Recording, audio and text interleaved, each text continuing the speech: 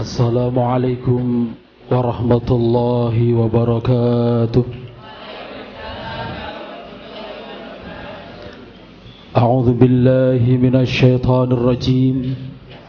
Bismillahirrahmanirrahim. Alhamdulillahi rabbil alamin wal 'aqibatu lil muttaqin wala 'udwana illa 'alal zalimin. Assalatu wassalamu ala nabiyil mustafa Muhammadin sallallahu alaihi wasallam wa ala alihi wa ashabihil mujahidin at-tahirin, amma ba'd. Marilah acara pada pagi hari ini kita buka dengan bacaan Ummul Kitab. Mudah-mudahan segala yang kita laksanakan selalu mendapatkan perlindungan dan hidayah dari Allah, dapat meningkatkan kualitas kita sebagai seorang mahasiswa, sebagai seorang muslim yang pada akhirnya kita mampu beribadah lebih istiqamah dan terakhir dapat mencapai husnul khatimah. Amin ya rabbal alamin. Liridhaillah bi syafaati Rasulullah Muhammadin sallallahu alaihi wasallam. Al-Fatihah. A'udzubillahi.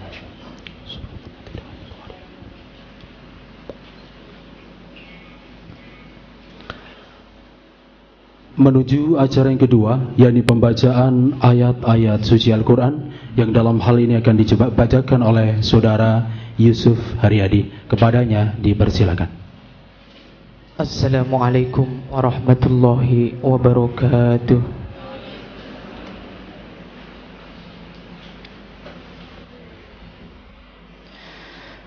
A'udzu billahi minasy syaithanir rajim.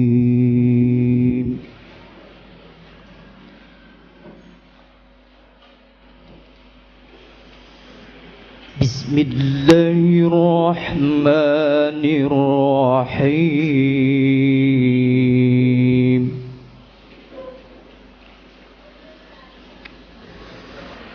Innallaha ashtara minal mu'minina anfusahum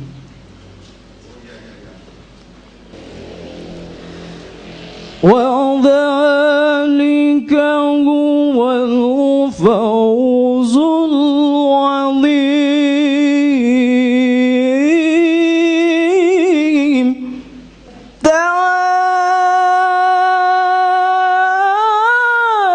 التائبون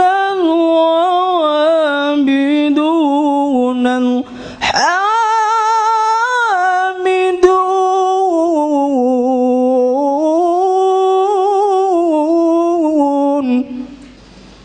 والحافظون لحدود الله وبشر المؤمنين.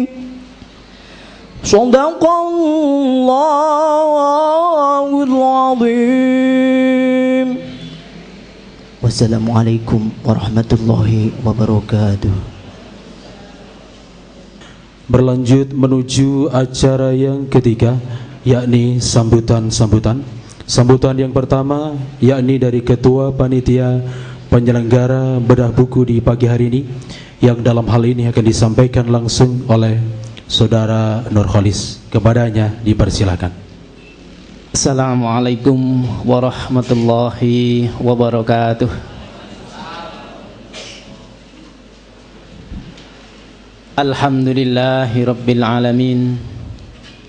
Assalatu wassalamu ala ashrafil anbiya'i wal mursalin wa ala alihi wa ashabihi ajma'in, amma ba'd. Segenap peserta bedah buku yang berbahagia, setidaknya ada dua hal yang mendasari untuk kita mengadakan acara bedah buku di pagi hari ini. Yang pertama adalah ikut serta berpartisipasi untuk melestarikan dan membangkitkan kembali tradisi keilmuan. di mana tradisi ini telah menghantarkan umat Islam ini pada peradaban yang sangat tinggi. Yang kedua, bahwa ikhtilaf itu ada semenjak manusia itu juga ada.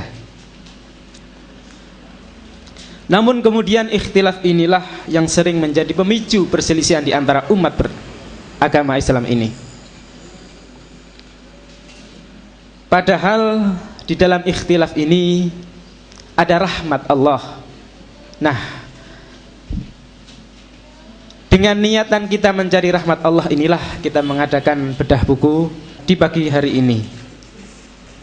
Acara ini lahir dibidani oleh seluruh mahasiswa Madin Setit Al-Muslihun Telaga Blitar dan didukung penuh oleh lembaga serta beberapa sponsor, sehingga kita sampaikan kepada semua pihak yang telah mendukung terselenggaranya acara ini, jazakumullahu khairan katsira. Ya, saya akhiri cukup sekian kata sambutan saya. Ihdinas siratal mustaqim. Assalamualaikum warahmatullahi wabarakatuh.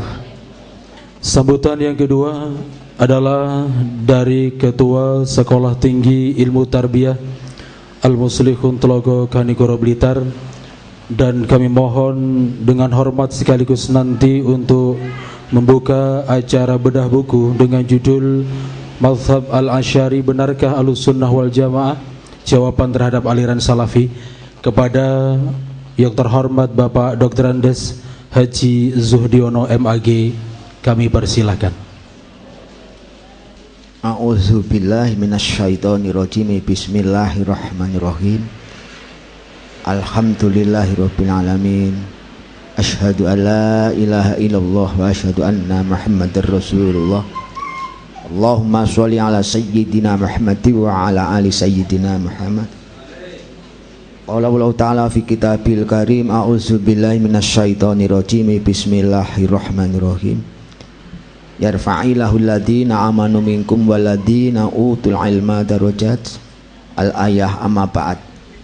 Atas nama Ketua Stit Al-Muslihun Blitar menyampaikan selamat datang, sugeng rawuh pada bapak-bapak, ibu-ibu yang telah sudi menghadiri undangan dari panitia dalam rangka bedah buku.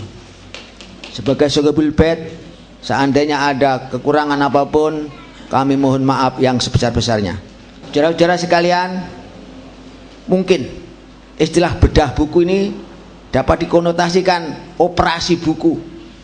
Bahkan ada yang nggak ngerti sama sekali, karena masih pisan ini sekali ini bedah buku ya opo. Itu masih banyak itu. Walaupun mahasiswa sekalipun dah asing, karena jarang diadakan seperti ini. Sebab itu ini bagus sekali. Apa ini? Event seperti ini bagus sekali, karena menambah wawasan dan menambah kemantapan. Apa itu Ahlussunnah wal Jamaah?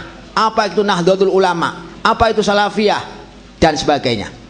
Kita masih kadangkala masih anut-anutan saja, belum mempunyai kekuatan pondasi yang kuat dengan apa itu Ahlussunnah wal Jamaah, sehingga dengan demikian kita tidak akan goyah sampai meninggal dunia. Amin.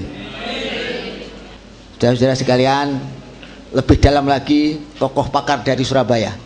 Beliau ini hadir, beliau yang mengarang, yang menulis, menyusun majalah kita Aula. Beliau yang ada di muka akan berbicara apa adanya. Kita sampaikan selamat datang, dan istrinya punya ini dulu murid saya. Karena beliau taat dengan guru, loh itu mendapat jodoh luar biasa. Saya katakan, sopo ae barang siapa taat kepada guru, dosen, kiai, derajat dunia akhirat tercapai. Terima kasih. Saya nyatakan dibuka dengan baca Bismillahirrahmanirrahim. Selanjutnya kami serahkan kepada panitia untuk melanjutkan bedah buku. Wassalamualaikum warahmatullahi wabarakatuh. Hadirin hadirat yang berbahagia, selanjutnya sebagai acara terakhir penutup dari rangkaian acara pembukaan bedah buku di pagi hari ini akan ditutup dengan doa. Untuk itu kami mohon berkenannya dengan hormat kepada Bapak Dr. Andes Kiai Al-Zaini untuk memimpin doa. Kepada dipersilakan. A'udzu billahi minasyaitonir rajim. Bismillahirrahmanirrahim. Alhamdulillahi rabbil alamin. Allahumma salli ala sayyidina Muhammad wa ala ali sayyidina Muhammad.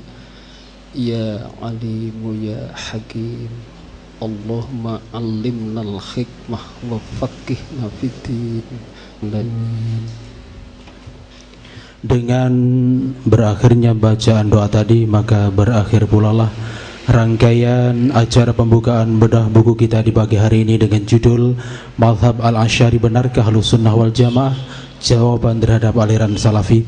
Saya sebagai pembawa acara dari awal hingga akhir membawakan acara ini, ada hal-hal yang kurang berkenan di hati para hadirin hadirat semuanya berkait dengan perkataan dan juga tiah laku.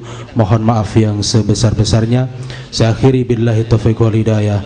Assalamualaikum warahmatullahi wabarakatuh.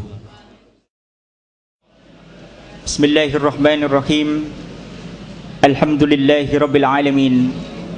Wassalatu wassalamu ala asrafil anbiya'i wal mursalin wa ala alihi wa ashabihi ajma'in, amma ba'du.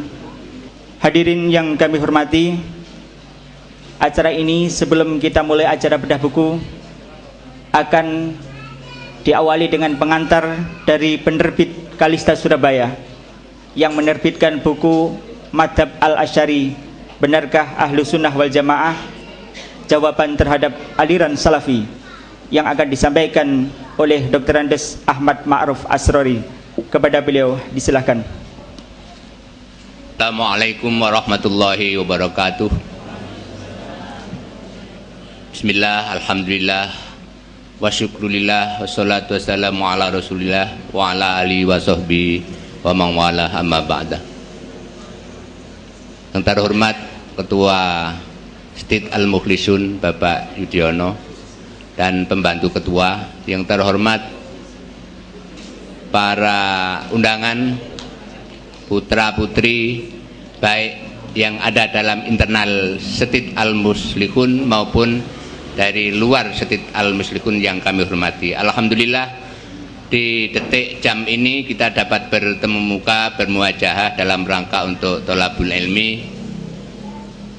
Kalau selama ini kita sering belajar mulai dari ibtidaiyah, sanawiyah, pondok pesantren dan lain sebagainya, kemudian apa yang kita pelajari itu menjadi kita yakini, namun selama ini kadang-kadang belum kita ilmiahi, sehingga insya Allah dan bismillah Kalista akan mengilmiahi apa yang kita yakini bersama. Dan seandainya apa yang kita yakini itu masih perlu koreksi-koreksi, akan kita adakan koreksi-koreksi itu sepanjang koreksi-koreksi itu melalui para pakarnya. Jadi Kalista sudah ada 32 judul, penulisnya diantaranya Ustadz Idrus Romli, ada Kiai Mustafa Bisi, ada Kiai Jahal Mahfud dan lain-lain. Dan terus terang secara jujur bahwa Kalista visi misinya sama dengan Nahdlatul Ulama. Buku Mazhab Al-Asy'ari ini sudah dibedah yang ke-5 kalinya ini. Pertama dibedah di IAIN Sunan Ampel yang diadakan oleh Ibnu PBNU Komisariat IAIN Sunan Ampel. Yang kedua di toko buku Magnet John di depan SMA 9 SMA Kompleks Surabaya. Yang ketiga di Unibdu Komunitas Mahasiswa di Jombang. Kemudian di sini insya Allah yang kelima. Namun kajian-kajian semacam ini tidak hanya sekedar bedah buku, tapi juga kajian-kajian ilmiah yang sifatnya juga mendukung bagaimana isi buku. Di antaranya beberapa hari yang lalu Ustadz Idrus keliling Jawa Tengah, ke Magelang, ke Solo. Terus yang kemarin juga berdiskusi dengan Gus Ulil Absor Abdallah tentang jil. Saya kira cukup sampai di sini daripada mempanjang lebar. Akhirul kalam, wallahul muwaffiq la aqwamit thoriq. Wassalamualaikum warahmatullahi wabarakatuh. Hadirin yang kami hormati, bahwa era modern sekarang menghadirkan sebagian kelompok yang mengklaim bahwa Al-Asy'ari, pendiri madhab teologi Asy'ariyah, mempunyai dua madhab teologi yang berbeda. Yang pertama adalah madhab akli yang diikuti oleh mayoritas Asy'ariyah, dan kedua adalah madhab salaf yang disematkan kepada beliau. Menurut kelompok ini bahwa kesalafian Al-Asy'ari bisa dibuktikan sendiri di dalam kitab yang beliau karang, yaitu kitab Al-Ibanah. Sehingga kelompok ini menyatakan bahwa mayoritas Asy'ariyah telah melakukan kesalahan besar dalam soal bertuhan karena tidak tahu menahu soal konversi teologi yang dilakukan oleh Al-Asy'ari. Kaum yang mayoritas beranggotakan kelompok salaf modern ini mengaku bahwa pendapatnya didasarkan atas kitab-kitab sejarah nomor 1. Pada kesempatan kali ini kita akan mendiskusikan pemikiran Al-Asy'ari sekaligus membedah buku yang telah ditulis oleh Gus Idrus dengan penulis sendiri dan dua narasumber pembanding yang telah hadir di tengah kita.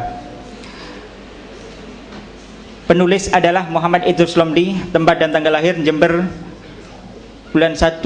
tanggal 1 bulan 7 tahun 1975. Pendidikan terakhir aliyah Pondok Pesantren Sidogi Pasuruan. Kemudian riwayat pekerjaan guru ngaji Al-Quran dan Kitab, mengajar di Stein Jember, LBMN PCNU Jember, dan LTN PWNU Jawa Timur.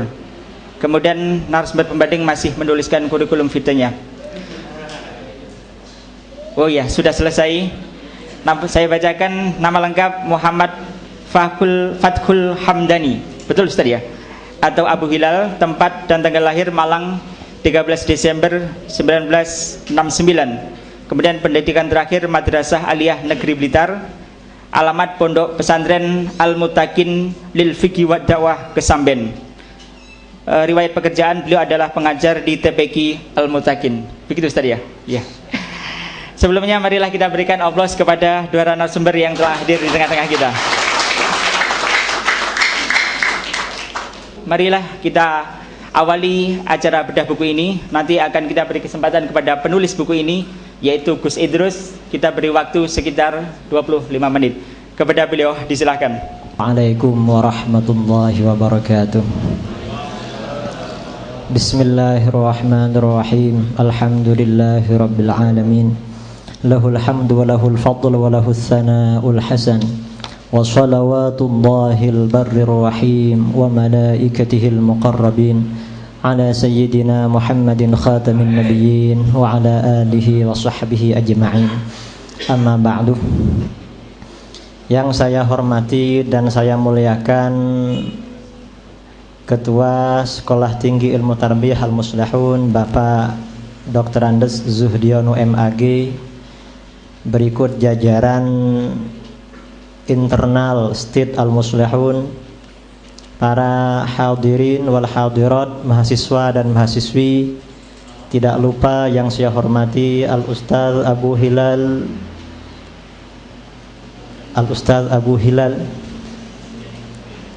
Biasanya kalau di sejarah kalau ada Abu itu ada alnya di belakang, ada tokoh pakar bahasa Abu Hilal Al-Askari. Entah yang Abu Hilal kita ini Abu Hilal apa gitu.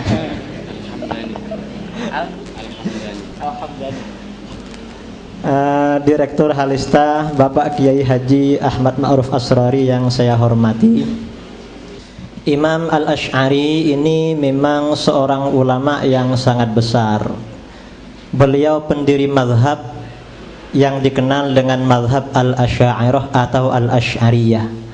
Karena mazhab yang dirintis oleh beliau ini sangat besar, ada upaya-upaya dari sebagian kalangan untuk mencabut, untuk memutus hubungan antara Imam Asy'ari dengan pengikutnya Al-Asy'ariyah. Sehingga muncullah suatu dugaan atau asumsi bahwa mazhab Al-Asy'ari yang ada sekarang sebenarnya berbeda dengan mazhab Imam Asy'ari sendiri pada fase yang terakhir dalam kehidupan beliau. Dan kalau kita melacak terhadap polemik masalah persoalan ini, apakah Imam Asy'ari ini memang hidup dalam 3 fase pemikiran, yaitu pemikiran Mu'tazilah, kemudian pindah ke pemikiran fase kedua, yang fase kedua ini diklaim sebagai mazhab yang diikuti oleh para pengikutnya, termasuk oleh warga Nahdliyin di Indonesia. Kemudian setelah itu Imam Al-Asy'ari berpindah ke fase yang ketiga yang diklaim sebagai fase salaf. Ini sebenarnya fase ini munculnya dari mana? Kalau kita mengkaji sejarah Imam Al-Asy'ari yang ditulis oleh para sejarawan abad pertengahan ke belakang dan sebelum-sebelumnya, istilah 3 fase bagi Imam Al-Asy'ari itu tidak pernah ada. Baik biografi beliau yang ditulis oleh Al-Imam Al-Khatib Al-Baghdadi dalam Tarikh Baghdad, atau biografi beliau yang ditulis oleh Al-Imam Al-Hafidh Abul Qasim Ali bin Al-Hasan bin Hibatullah bin Asakir Ad-Dimashqi dalam kitabnya Tabyinu Kidhbil Muftari Fima Nusiba ilal Imam Abil Hasan Al-Asy'ari. Di dalam kitab ini yang mengungkap secara panjang lebar tentang Imam Asy'ari, karangan-karangannya, sejarah hidupnya, berikut pengikut-pengikutnya, tidak ada penjelasan bahwa Imam Asy'ari hidup dalam 3 fase. Munculnya Imam Al-Asy'ari hidup dalam 3 fase ini sebenarnya dari asumsi-asumsi saja. Yang asumsi ini oleh sebagian kalangan berupaya dihubungkan dengan salah satu kitab yang populer di kalangan Nahdliyin, yaitu kitab Ithafus Sadah Al-Muttaqin bi Syarhi Asrari Ihya'i Ulumiddin, karangannya Al-Imam Al-Hafidh Muhammad Murtada Az-Zabidi, yang beliau mengutip dari Al-Hafidh Ibnu Katsir Ad-Dimashqi dalam kitabnya mungkin Tabaqatul Fuqaha Asy-Syafi'iyyin atau kitab yang lain. Katanya Imam Al-Asy'ari hidup dalam 3 marhalah di dalam kitab ini. Tetapi redaksi yang disampaikan oleh Az-Zabidi ini sangat tidak cukup untuk melegitimasi atau mempertahankan argumentasi kelompok yang mengatakan Imam Asy'ari hidup dalam 3 fase. Karena informasi yang disampaikan oleh Az-Zabidi ini sangat minim sekali, yaitu hanya menyampaikan pada fase kedua Al-Asy'ari itsbatus sifat as-sab'iyah al-aqliyah, menetapkan sifat 7 yang akliyah. Kemudian pada fase ketiga Imam Al-Asy'ari itsbatus sifat al-khabariyah min ghairi ta'wilin wala tashbihin wala takyifin wala takyif, tanpa seperti itu. Ini tidak cukup. Mengapa? Karena adanya perbedaan antara Asy'ari yang dikutip oleh Murtada Az-Zabidi dalam Ithafus Sadah Al-Muttaqin dengan kelompok yang mengklaim bahwa Al-Asy'ari telah keluar dari mazhab yang dibangunnya, yang kemudian fase kedua ini diikuti oleh Asy'ariyah sendiri. Ini ada perbedaan yang cukup signifikan. Seperti tadi dikatakan, Murtada Az-Zabidi mengatakan bahwa Asy'ari dalam fase ketiga menetapkan sifat khabariyah bila ta'wilin wala takyif wala tashbih. Jadi tanpa melakukan takwil, tanpa melakukan takyif, melakukan kaifah, artinya bagaimana menghilangkan unsur-unsur yang menimbulkan tashbih atau tajsim terhadap Allah Subhanahu wa taala, dan juga tanpa tashbih menyerupakan Allah Subhanahu wa taala. Sementara kelompok yang mengklaim Al-Asy'ari katanya sudah mencabut mazhab itu, ini bertentangan dengan informasi ini. Mengapa? Karena kelompok ini melakukan itsbatul kaifiyah, itsbatut takyif terhadap sifat-sifat khabariyah. Yang ada di dalam akidah-akidah mereka itsbatut takyif, menetapkan takyif terhadap sifat-sifat khabariyah. Dan Al-Asy'ari ketika itsbatus sifat al-khabariyah bila takyif, ini sebenarnya mengikuti salah satu pendekatan ulama salaf yang juga diakui dan diikuti oleh Asy'ariyah sendiri, yang namanya pendekatan tafwid.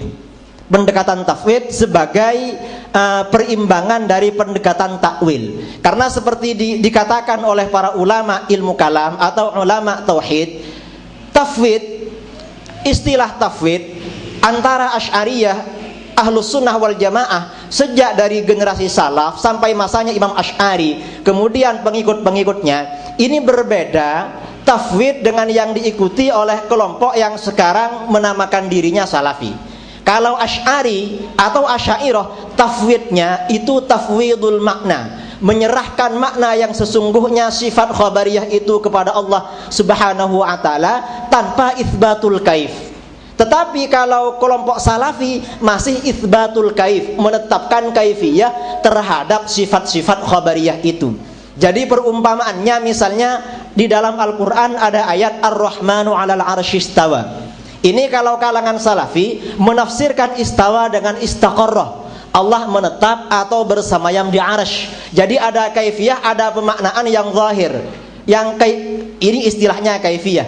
Cuman kaifiyahnya, cara bersemayamnya dipasrahkan kepada Allah Subhanahu wa taala. Ini katanya Salafi. Kalau kita Ahlus Sunnah wal Jamaah, Asy'ariyah berpandangan bahwa istawa tidak diartikan istaqarrah, tetapi istawa itu ya diartikan menyerahkan makna istawa itu sendiri, makna yang sebenarnya kepada Allah Subhanahu wa taala. Karena yang jelas ulama salaf dulu tidak mungkin menilai Imam Al-Asy'ari, karena ulama salaf itu periodenya sebelum Imam Al-Asy'ari.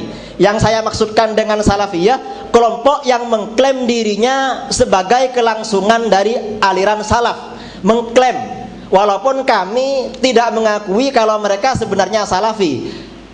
Walaupun kami juga menghargai pengakuan mereka bahwa mereka berupaya sekuat mungkin bahwa mereka memang benar-benar kelangsungan dari ajaran salaf. Katanya ajaran salafiyah, di kalangan salafiyah sendiri, Imam Al-Asy'ari apakah hidup antara 2 fase dan 3 fase? Ini masih terjadi polemik yang cukup besar. Dan mungkin dari kelompok Salafi memahami tentang masalah ini. Cuman ketika mereka berhadapan dengan kita warga Nahdliyin yang tidak menerima kenyataan Imam Asy'ari hidup dalam 3 fase, ini tidak pernah disampaikan. Karena ketika kita menganggap di kalangan Salafi sendiri terjadi polemik antara yang mengatakan Al-Asy'ari memang hidup dalam 3 fase dan yang mengatakan bahwa Al-Asy'ari hidup dalam 2 fase, persoalannya sebenarnya tidak perlu diperdebatkan, karena cukup mereka berdebat dengan kelompok mereka sendiri. Ini salah satu ulama Salafi yang mengatakan bahwa Al-Asy'ari hidup dalam 2 fase pemikiran, yaitu fase Mu'tazilah, kemudian yang kedua hidup dalam fase yang diikuti oleh madhabnya yang sekarang adalah Syekh Abdullah bin Yusuf Al-Judai' dalam kitabnya Al-Aqidatus Salafiyah fi Kalami Rabbil Bariyah wa Kashfi Abatilil Mubtadi'atir Radiyah, yang diterbitkan oleh Darus Sumai'i di Riyadh, Saudi Arabia.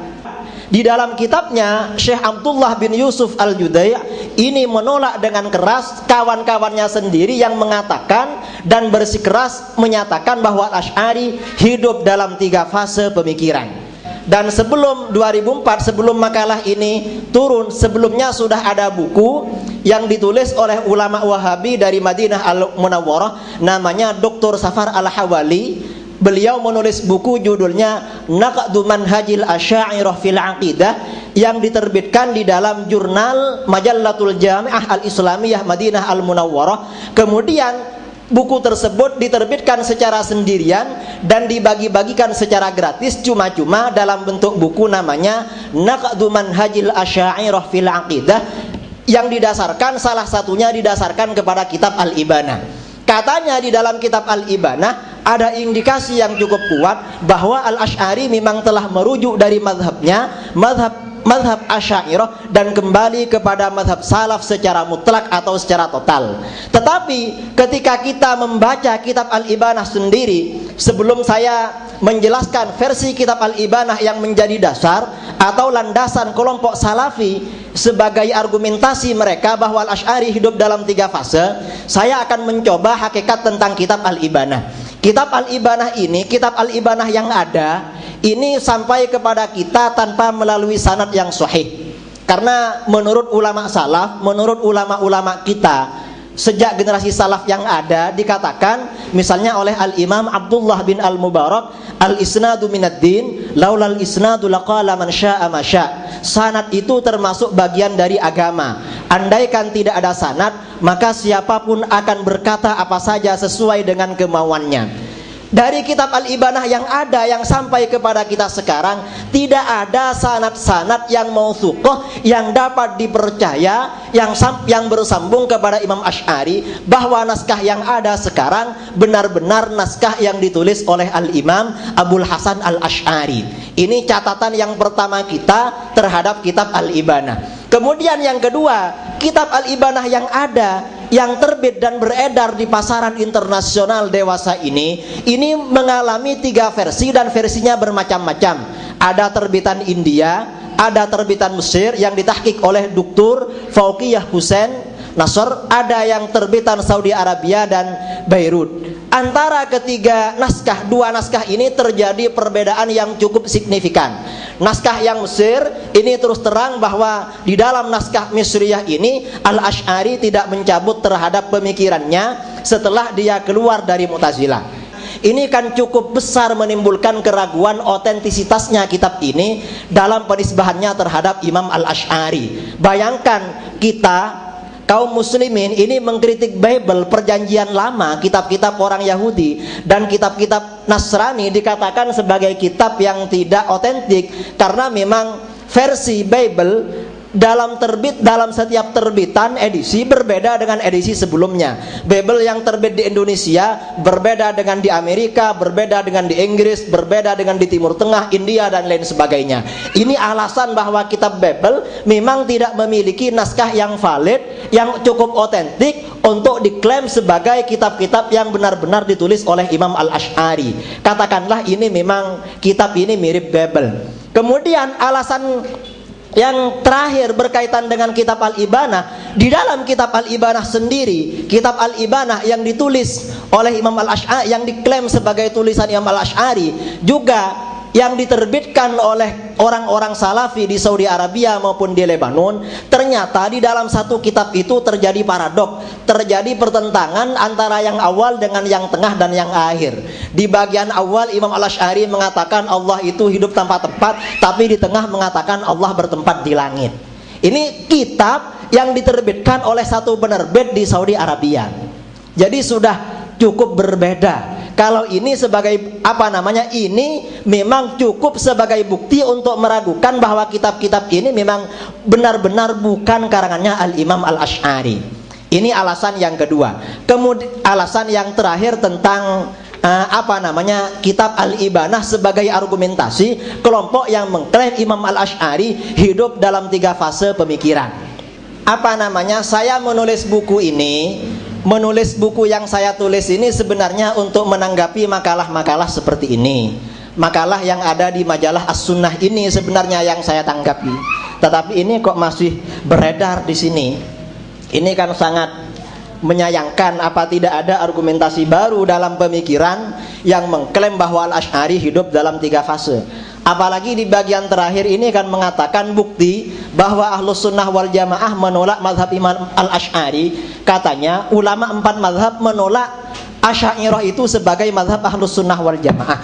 Kitab ini sebenarnya ini hanya copy paste dari makalahnya Dr. Safan Al-Hawali yang diterbitkan dalam jurnal Al-Jami'ah Al-Islamiyah Madinah Al-Munawwarah, dan makalah ini sudah mengalami banyak bantahan dari para ulama-ulama kita, dan sampai sekarang bantahannya belum ada jawaban. Setahu saya belum ada jawaban yang cukup argumentatif secara ilmiah. Jadi misalnya dia mengatakan ulama yang pertama Imam Ahmad, Ali bin Al-Madini dan lainnya menyatakan barang siapa menyelami ilmu kalam. Ini kan Al-Madini hidup sebelum Imam Al-Asy'ari. Al-Madini ini sebelum Imam Al-Asy'ari, jadi tidak mungkin dia itu menghukumi mazhab Asy'ari yang lahir 100 atau 200 tahun kemudian itu. Kemudian yang kedua Ibnu Abdil Bar. Ibnu Abdil Bar sendiri, Ibnu Al-Birbar dalam mensyarah perkataan Imam Malik, dia menukil perkataan ahli fikih mazhab Maliki bernama Ibnu Khuwais Mandad. Ibnu Khuwais Mandad ini oleh ulama mazhab Maliki sendiri diklaim sebagai ulama mazhab Maliki yang tidak dapat dipercaya. Karenanya ketika Ibnu Khuwais Mandad dikatakan sebagai perwakilan, sebagai representasi dari mazhab Maliki, lalu dikatakan bahwa mazhab Maliki secara keseluruhan berarti menolak mazhab Al-Asy'ari, Karena Ibnu Khuwaizimandad telah mengeluarkan pernyataan, Imam Al-Asy'ari termasuk ilmu kalam dan lain sebagainya, ini kan menjadi persoalan tersendiri. Ibnu Abdul Bar sendiri mengatakan Ibnu Khuwaizimandad bukan ulama mazhab Maliki yang dapat dipercaya. Orang ini membuat keputusan tentang mazhab Al-Asy'ari. Ini tentang Ibnu Suraid. Kemudian Imam Abul Hasan Al-Qaraji yang katanya bermazhab Syafi'i.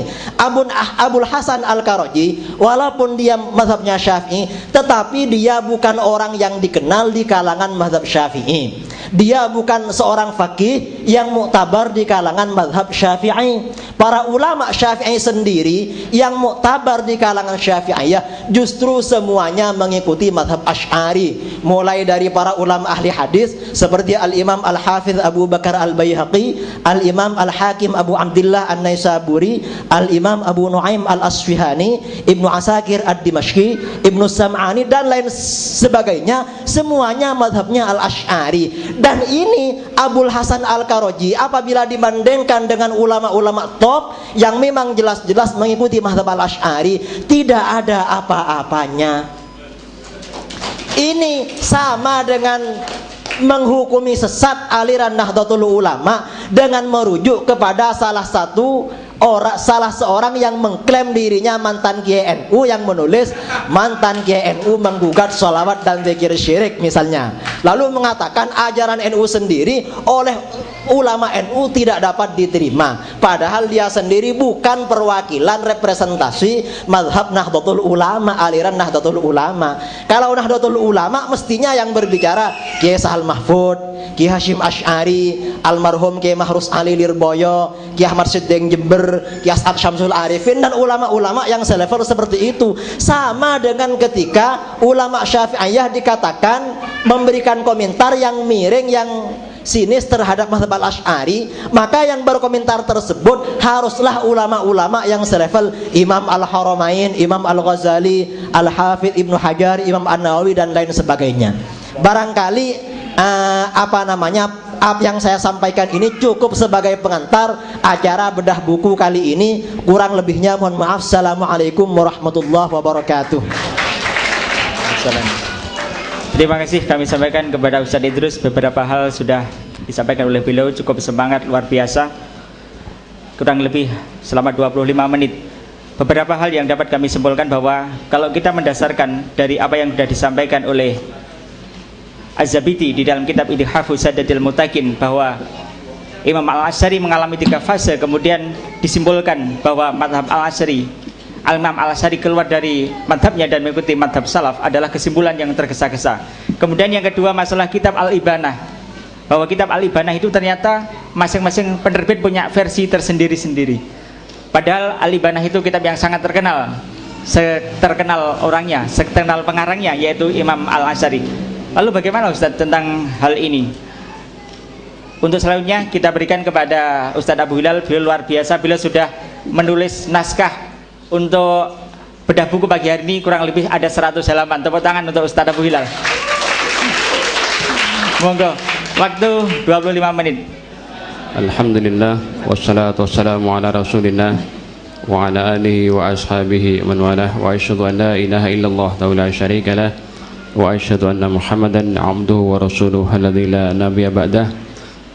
Ikhwan fiddin, jazakumullah.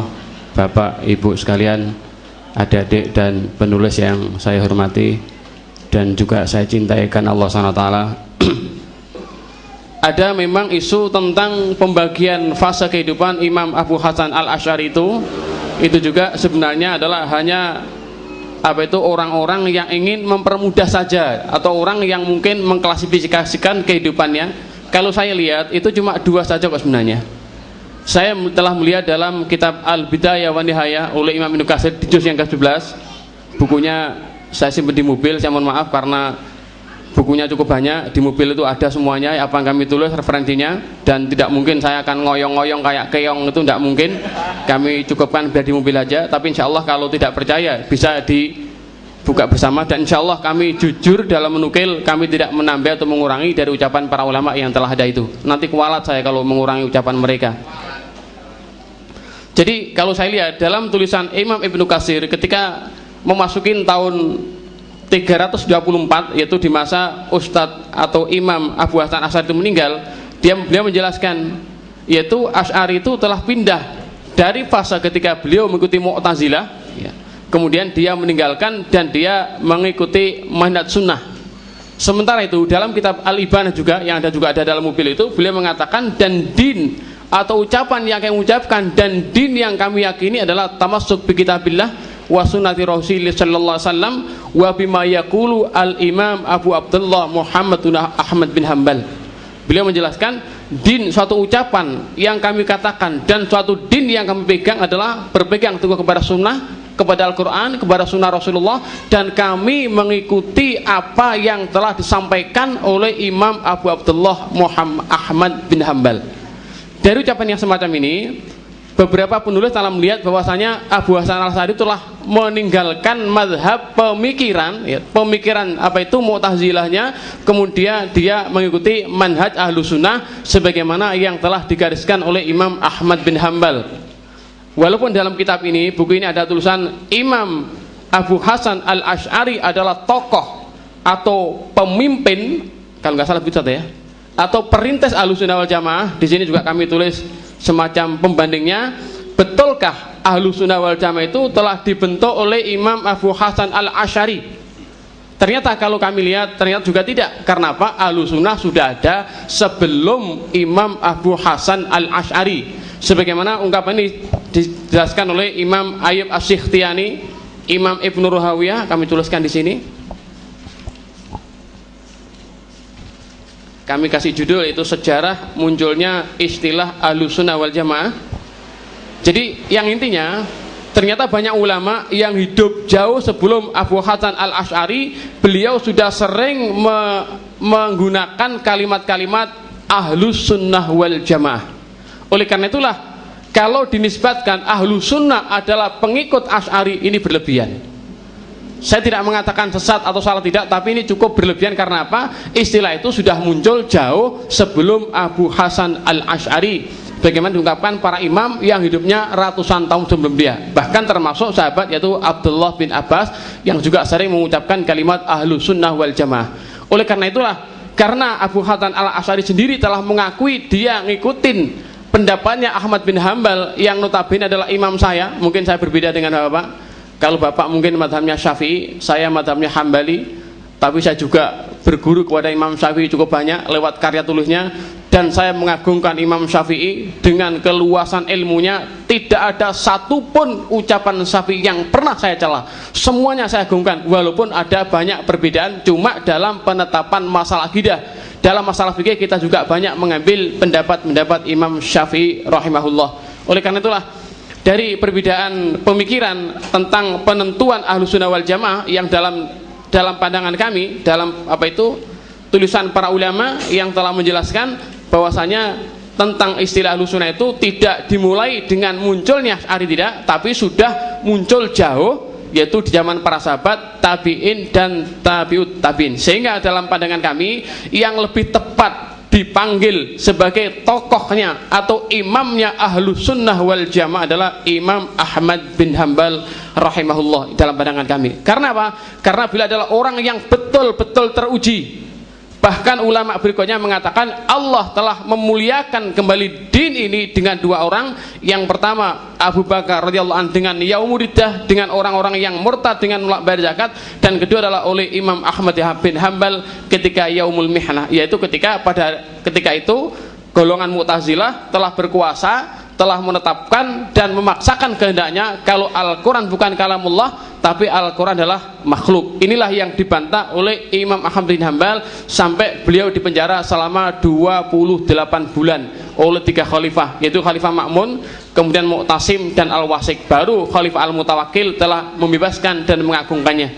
Ini dari satu sisi. Sebenarnya perbedaan antara Asy'ariyah dengan Ahlus Sunnah yang kami ketahui, barangkali saya masih banyak yang belum tahu gitu ya. Itu yang kami ketahui sebenarnya nggak banyak perbedaannya. Dijelaskan oleh Imam Ibnul Qayyim Al-Jauziyah dalam kitabnya Al-Ijtima' Juyushul Islamiyah. Juga ada di mobil kitabnya Pak. Di sana dijelaskan sebenarnya pada secara global pemikiran Abu Hasan Al-Asy'ari itu sudah sama dengan pemikirannya Imam Ahmad dengan para sahabat, cuma cara tafsil secara rincian ini Asy'ari banyak sekali mentakwilkan ayat-ayat yang berkaitan dengan sifat-sifat Allah. Inilah yang para ulama salaf pendahulunya tidak pernah melakukan. Juga dalam tulisan Imam Ibnul Qayyim Al-Jauziyah dalam kitabnya A'lamul Muwaqqi'in an Rabbil Alamin dijelaskan di juz yang pertama, para sahabat itu sering terjadi perbedaan pendapat baik dalam masalah fikih atau masalah-masalah yang furu'. Sering terjadi perbedaan pendapat, cuma mereka sepakat, mereka tidak pernah ada perselisihan, tidak pernah ada perbedaan, yaitu satu masalah, yaitu masalah al-asma wa sifat, masalah penetapan nama-nama dan sifat-sifat Allah Subhanahu wa ta'ala. Inilah sebenarnya perbedaannya nggak banyak. Kalau ahlu sunnah ala salafi dan ahlu sunnah yang saya ikutin, maaf Pak ya, boleh Pak saya mengklaim saya ini pengikut ahlu sunnah Pak ya? Boleh Pak, siapapun boleh. Orang Syiah mengaku ahlu sunnah, orang Murji'ah mengatakan ahlu sunnah, orang Salafi mengatakan ahlu sunnah, Abu Hilal mengatakan ahlu sunnah, boleh. Selama itu dalam koridor syariat, selama memang ada dalil-dalil yang mendukung, dengan tidak mengatakan akulah ahlu sunnah sendiri yang semuanya adalah yang semacam inilah yang tidak diperbolehkan. Karena Allah sudah memberikan suatu ketegasan dalam Al-Quran Karim surat An-Najm, inna rabbaka huwa a'lamu biman dhalla an sabilihi wa huwa a'lamu bimanih tada. Sungguhnya Rabb kalian yang lebih tahu siapa yang sesat dari jalannya, dan Rabb kalian yang lebih tahu siapa orang yang berada di atas jalan petunjuknya. Ini ketetapan dari Allah. Kalau Allah saja mengatakan begitu, kenapa sih kita mengatakan sesat? Itu doktrin Pak. Ini doktrin. Karena kami juga, saya mohon maaf, dan cuma ada perbedaan karena salaf ini ada banyak sektenya yang kami ketahui. Ada Salafi Yamani, itu tokohnya Lukman Ba'abduh. Kemudian ada lagi Muhammad Umar Asewit, itu adalah teman saya ketika belajar di Syekh Utsaimin di Al-Qasim, teman saya satu kursi. Ternyata setelah pulang berbeda pendapat dengan kami, dan saya dituduh sebagai khawaris, saya dikelompokkan kelompok teroris, saya dikatakan macam-macam. Silahkan saja, itu boleh-boleh saja, tapi nanti kita bertanggung jawab di hadapan Allah Subhanahu wa ta'ala. Oleh karena itulah salaf ini banyak sektenya. Jadi Ustadz mohon jangan terlalu pobilah dengan salafi gitu loh ya, karena salafi banyak yang lurus gitu ya, banyak yang lurus. Salafi Yamani semacam itu dengan majalahnya Asy-Syariah. Ada lagi salafi ala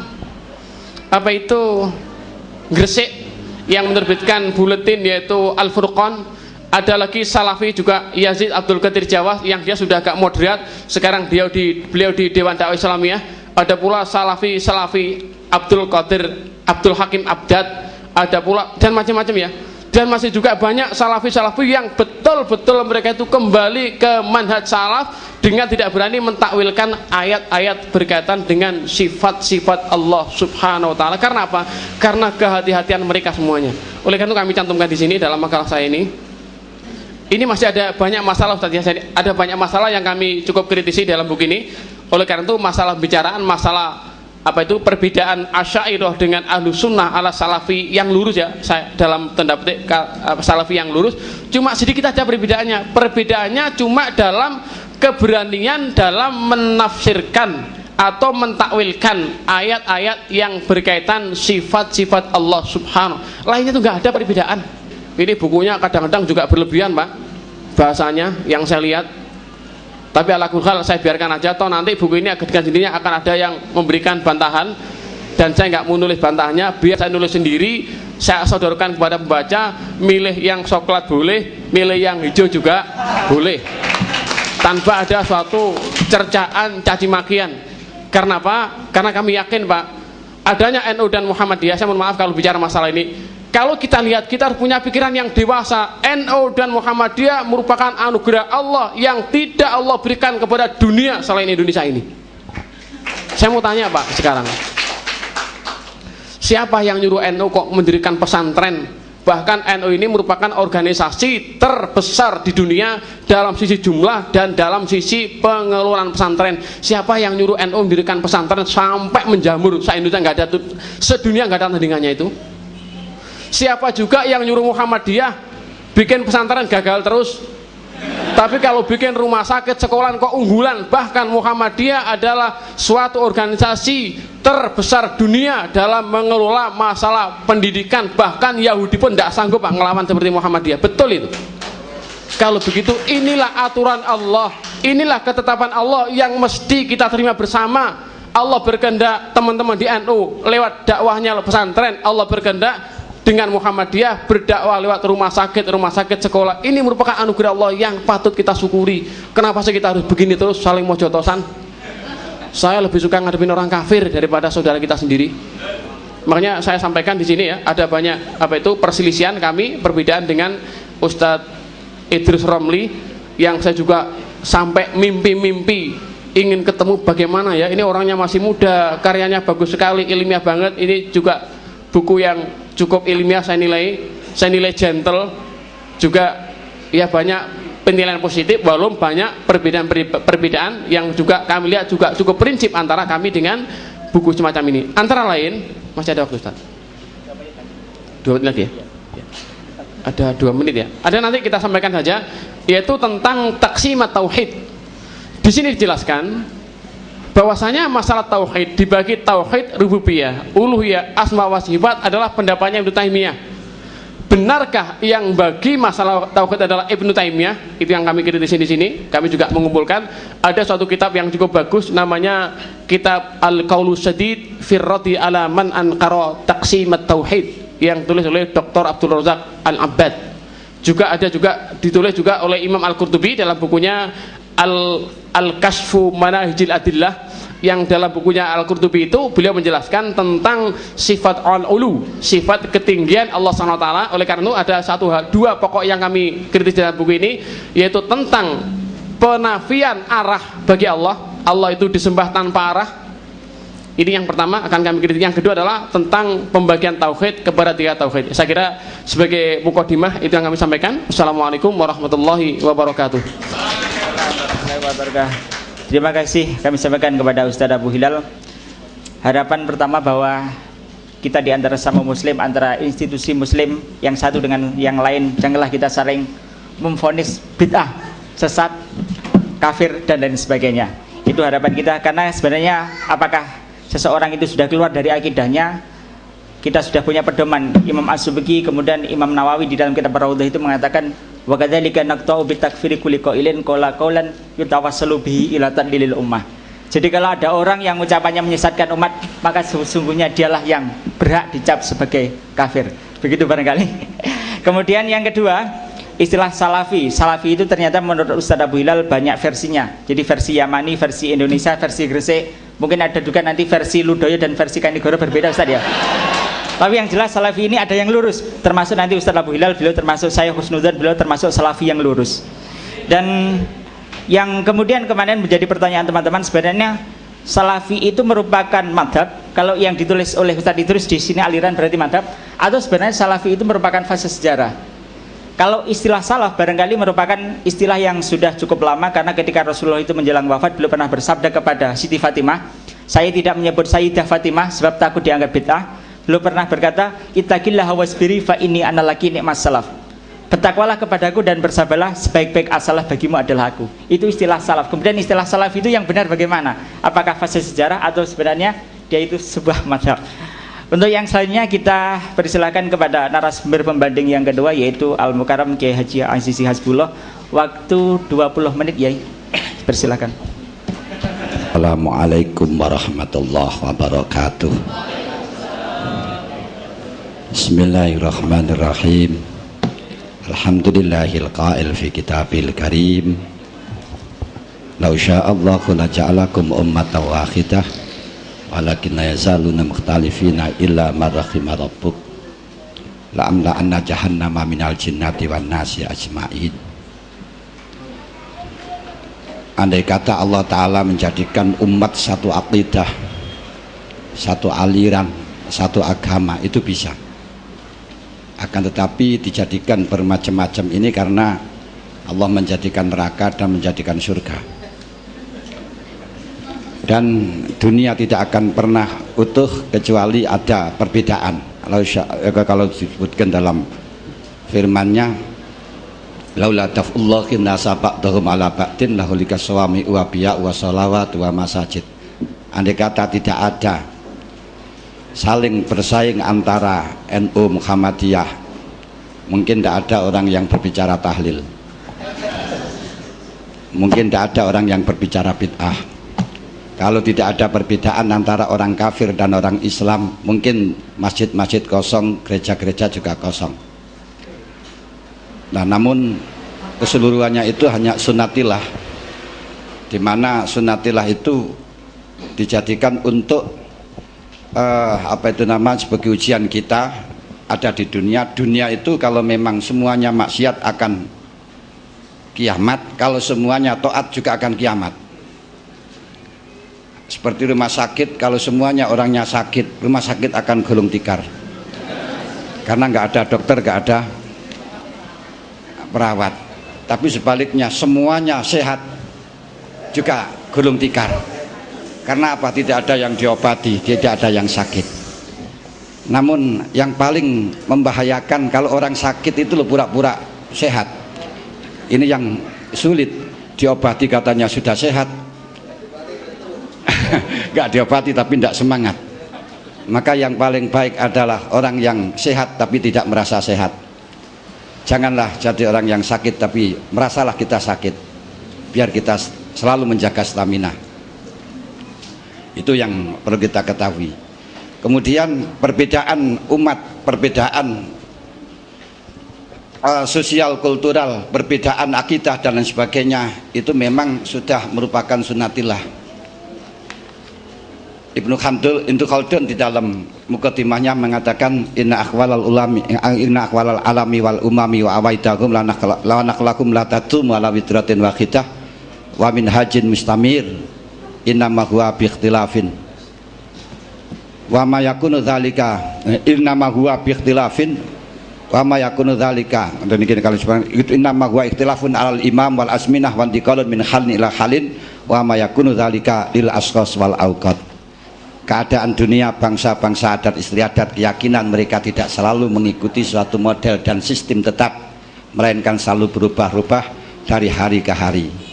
Dalam perubahan ini tentunya kita di dalam mengaktualisasikan ajaran agama tidak cukup hanya dengan melihat satu model. Tentunya karena dalam konteks Islam, di dalam perubahan agama bisa diamati melalui beberapa pendekatan yang secara singkat. Satu, melihat pendekatan doktrinal. Dua, pendekatan historis, ketika melalui pendekatan kultural dan budaya. Kita ketahui seluruhannya itu mulai zaman Rasul. Islam mestinya di zaman Rasul tidak ada perbedaan, tidak ada klasifikasi ilmu tauhid, tidak ada klasifikasi ulama kholaf, tidak ada klasifikasi ulama salaf, tidak ada ilmu fikih, dan tidak ada ilmu tasawuf dan lain sebagainya. Akan tetapi perlu kita ketahui, tidak lama Rasulullah meninggalkan kita. Pada waktu zaman sahabat masih ditunggui sahabat-sahabat yang senior, sahabat yang mubasyirun bil jannah. Tapi kenyataannya sudah ada Khawarij, sudah ada Syiah, dan nama Ahlussunnah wal Jamaah walaupun sudah ada, Ahlul Adli sudah ada, tapi belum muncul menjadi kelompok dan menjadi organisasi yang sebagaimana sekarang ini. Kemudian tidak lama lagi juga ada kholaf. Nah, ini yang saya akan berbicara karena hanya 20 menit. Sebenarnya kita berbicara itu masalah kultural, masalah budaya yang paling menyentuh di sini. Sebenarnya karena apa? Karena sekarang itu musimnya membid'ah-bid'ahkan masalah tahlil, membid'ah-bid'ahkan masalah Sayyidina gara-gara tidak ngerti masalah kultural, tidak ngerti masalah budaya, gitu saja loh. Andai kata dia ngerti, tentu dia akan taslim. Nah, oleh karenanya sebenarnya yang paling pokok saya sekarang ini akan berbicara soal itu. Tapi karena dalam keadaannya mendesak untuk berbicara soal salafiyah dengan salafi dengan kholaf, ya terpaksa saya sedikit akan berbicara soal perbedaan ulama salaf dan perbedaan ulama kholaf. Yang saya maksudkan bukan salafi, kelompok salafi, tidak. Tapi perbedaan ulama salaf dan ulama khalaf.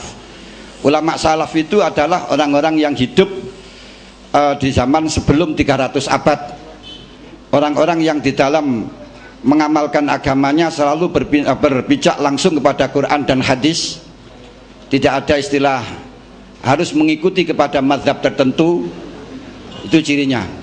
Kemudian memang seperti dulu seperti itu, akan tetapi ada beberapa hal-hal yang harus mengajak berubah, sebab setelahnya Islam menjadi berkembang yang begitu pesat pada waktu khalaf, yang ditulis mungkin sudah ditulis oleh dalam kitabnya Ustadz Idrus, yaitu memicu harus ada mazhab untuk membedakan antar satu dengan yang lain. Karena kalau sekarang itu seperti sekarang saja, kalau dibebaskan kita untuk mengikuti pada Quran dan hadis, wong baca saja gak ngerti, tafsir saja gak ngerti. Kemudian kalau tidak dibatasi dengan mazhab mengikuti siapa saja, sekarang waktunya sudah asar, sulit untuk membedakan antara yang benar dan ada yang salah, antara yang bernuansa politik atau yang ikhlas dan sebagainya, itu kita nggak tahu. Maka untuk menyelamatkan dalam hal itu kita batasi dengan mazhab. Kemudian di dalam ajaran tauhid, di dalam tauhid itu antara salaf dan khalaf ada perbedaan. Memang kalau khalaf itu selalu mentakwili ayat-ayat yang kalau memang dibiarkan tidak ditakwili akan membahayakan. Saya katakan ulama khalaf mentakwili itu salah, namun salah untuk kebenaran itu harus. Karena kita harus kadang-kadang dalam rangka menyelamatkan adalah untuk berbuat salah. Tidak harus orang itu jujur terus, tapi akan kejelungup. Contohnya, kalau kita katakan yadullah fauqa aydihim, kalau ulama salaf tidak menafsiri hanya tangan Allah adalah di atas tangan mereka. Ini oleh ulama khalaf kalau memang dibiarkan seperti ini akan mengatakan Allah punya tangan, jelas, karena pahamannya sudah jauh dari hadis, jauh dari Rasulullah. Oleh karenanya untuk menyelamatkan itu dikatakan kekuasaan. Sebenarnya kata yad dibatasi dengan kekuasaan itu tidak benar, karena yad itu lebih atas daripada kekuasaan. Kalau kita katakan orang semuanya ini ada di tangan saya, itu lebih kuat daripada ada di kekuasaan saya. Orang yang menguasai belum tentu bisa menangani.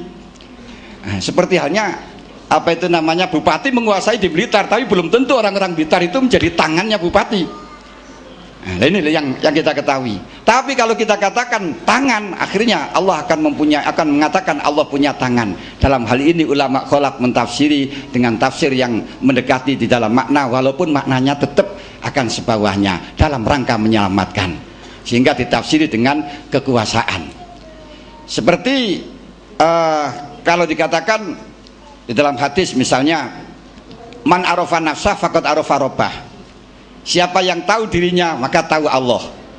Nah ini kalau orang yang tidak mentakwili kan, dirinya itu adalah Allah. Loh, sebenarnya dalam akidah salaf tidak ditakwil tapi benar. Benar. Kalau kita tahu diri kita itu sebenarnya tidak ada, yang ada itu adalah Allah. La maujuda illallah. Kenapa? Karena kita itu yang ada apa? Kita itu aslinya dari mani. Mani itu dari apa? Mani itu dari darah. Darah itu dari apa? Darah itu dari pohon-pohonan. Pohonan itu dari apa? Dari tanah. Tanah itu dari apa? Kalau kita teruskan, tanah itu dari air. Air itu dari apa? Dari Nur Muhammad. Nur Muhammad itu dari apa? Allah. Semuanya kalau kita berpikir tidak ada, yang adanya Allah. Nah makanya sampai dikatakan innallaha khalaqa Adam wa sawwarahu bi suratihi. Ini kalau ulama khalaf mengartikan bi suratihi dengan surahnya Adam, tapi salaf surahnya Allah. Kenapa? Kita tahu di dalam salaf ini misalnya kalau kita lihat manusia itu adalah lihat Allah. Itu ulama salaf. Tapi ulama khalaf kalau dikatakan seperti ini akan mengatakan manusia itu Allah. Allah berkeliaran, Allah untuk sepeda, akan mencrek. Contohnya seperti ini loh. Kalau kamu melihat pada angin, pada kelapa itu selalu ditiup angin bergerak-gerak. Ketika kamu mengetahui bahwa kelapa itu tidak bisa bergerak, yang bergerak itu aslinya angin. Makanya orang yang sepertinya akan mengatakan, wah anginnya kencang sekali. Padahal yang dipandang bukan angin, yang dipandang adalah pohon kelapa. Ini sebenarnya salaf itu benar. Salaf itu seperti itu. Tapi kalau orang yang khalaf, orang yang masih belum ngerti, terus dikatakan kalau angin, akhirnya dia menemukan, oh angin ini gambarnya seperti itu ya. Nah, kalau gitu loh. Inilah perbedaan antara salaf dan khalaf. Tapi entah kalau salafi saya nggak ngerti. Nah, ini ulama salaf dengan ulama khalaf. Kalau salafi itu terserah. Bapak Abu Hilal tadi di dalam masalah ayat-ayat yang mutasyabihat yang tidak boleh ditakwili, itu bagaimana dia untuk meresepsi, untuk apa itu namanya mengatakan atau untuk mentakwili atau menafsiri ayat tersebut. Apa hanya Allah punya tangan tapi tidak mengatakan tangan itu bagaimana? Wah, kalau seperti ini sangat ironis sekali. Orang yang mengatakan tidak tahu apa yang dikatakan. Orang yang mengatakan tidak tahu yang mengatakan adalah. Ini masih banyak beberapa ayat-ayat yang semacam ini. Makanya pada waktu khalaf di dalam tafsiran ini ada 3 macam. Ada kalanya yang memang mengakibatkan fasad, yaitu mengikuti ulama salaf tapi tidak paham dengan ulama salaf yang akhirnya mengatakan Allah punya tangan. Terus Allahu alal arsistawa, Allah di atas arsy. Apalagi yang dikatakan oleh salafi yang sekarang ini yang ditulis oleh apa itu namanya Syekh Usmani sebagai tokoh Wahabi dalam syarah kitab Riyadhus Shalihin, dalam hadis yang mengatakan Dalilul Muslimin, kitabnya Dalilul Muslimin. Itu kita harus tahu, banyak kitab-kitab sekarang yang sudah ditipu oleh mereka-mereka. Nah, itu kitabnya aslinya kalau dari kitab kita, dari kitab Nawawi yang namanya kitab Dalilul Falihin, tapi disarai oleh mereka dengan kata kitab Dalilul Muslimin. Di dalam hadis ke-313 kalau nggak keliru, yang mengatakan idza ta'arrajulu al-mar'ata fa'abat kana allati bis sama yaghdibu ila hatta yusbiha. Di sana ditafsiri hadza dalilun sharihun ala annallaha fawqas sama dzatan la sifatan wa lam ya'taqid hadil aqidah sara minal kufri, itu khifa minal kufri. Nah, mereka menafsiri semacam itu. Loh, apakah kita tidak perlu mengadakan tafsiran yang pas untuk apa itu namanya meluruskan pemahaman-pemahaman mereka? Kalau kita katakan Allah di atas langit, loh, langit dengan Allah itu lebih besar mana? Allahu Akbar. Tapi apa itu namanya, kalau menurut mereka salaf sebenarnya Allah di atas langit, tapi bukan langit ini di atas langit, itu kekuasaannya di atas langit lebih dhuwur maneh. Anda kalau langit bisa melihat, Allah itu tidak akan pernah bisa melihat. Anda tidak bisa menguasai pada langit, tidak bisa untuk meliput semuanya langit, apalagi kepada Allah. Maksudnya semacam ini ulama salaf. Akan tetapi dalam hal ini karena mengkhawatirkan orang-orang mencelek akan menjadi mujasim, maka akhirnya ditafsiri dengan tafsiran Allahu alal arsistawa ay as-salatuh ala sama alal arsy dan semacam itu. Seperti diteruskan malah oleh Syekh Usmani yang menjadi tokoh mereka. Itu saya punya kitabnya sebenarnya karena keliru di dalamannya. Abu Usaimin kok Usmani, Usaimin. Kemudian di sana itu dikatakan dalil yang soreh bahwa setiap orang menjak dulu sampai sekarang kalau minta kepada Allah pasti tangannya diangkat ke langit. Hadza dalilun sorihun ala anallahu fawqas sama. Inilah latar belakang ulama khalaf di dalam mentakwili dari apa itu namanya mentakwili dari ayat. Silakan tidak usah ditakwili asalkan Anda tafwid tidak ngerti. Kalau tidak mentakwili namun tidak tafwid, inilah yang akan mengakibatkan bahaya kepada kita. Nah, kalau kita tafwid saja, yaitu kita akan membaca Quran, membaca ayat tanpa tahu dengan maknanya. Ya sudah baik daripada memberi makna memaksakan tapi keliru. Nah, ini masih banyak kan? Habis? Habis? Ya sudahlah ya. Ya sudah, gak apa-apa. Terima kasih Kiai. Demikianlah beberapa paparan yang telah disampaikan oleh Kiai Zizi mengenai tentang masalah salaf dan khalaf, bahwa sebagaimana dulu kita pernah ngaji di musola itu, bahwa di dalam kitab Jauharut Tauhid ala Sarhil Bajuri, Syekh Bajuri menjelaskan bahwa ulama salaf itu adalah aslam, lebih selamat, dan ulama khalaf itu adalah ahkam, lebih konseptual, dan keduanya itu sama-sama benar sesuai dengan fungsi dan tugasnya masing-masing. Barangkali contoh yang paling tepat logikanya seperti hanya spektrum disparatif antar madhab yang 4 seperti Maliki, Hanafi, Hambali, dan Syafi'i, yang walaupun berbeda ternyata keempat-empatnya itu bisa dibenarkan. Dan contoh sampel yang lain misalkan seperti Imam Syafi'i, walaupun punya 2 madhab yang berbeda, yaitu ketika beliau Irak punya qaul qadim, dan ketika di Mesir beliau punya qaul jadid. Ternyata keduanya ini dapat dibenarkan secara ilmiah oleh para ulama. Demikianlah beberapa yang saya simpulkan dari apa yang disampaikan oleh Kiai Zizi.